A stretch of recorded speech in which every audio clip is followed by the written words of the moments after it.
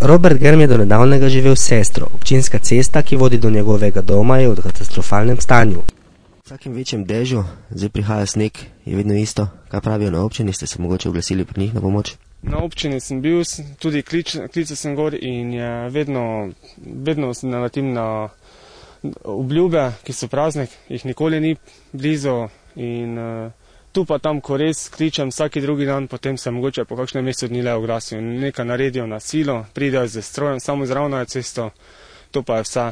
Bankine so uničene, otočni jaški so zamašeni. Da se umaknemo luknjam, se vozimo po robu cestišča. Jaz pričakujem, da bo na občini prišli in cesto naredili, ne pričakujem asfalta, pričakujem vse, da bo neki jarek in neki otočni kanali, da ne bo v vsakem večjem deževju takšno blato pa cesta uničena. Na občini Kunguta se problema zavedajo. Se reši, se tudi rešujem, ki zadeve prvo.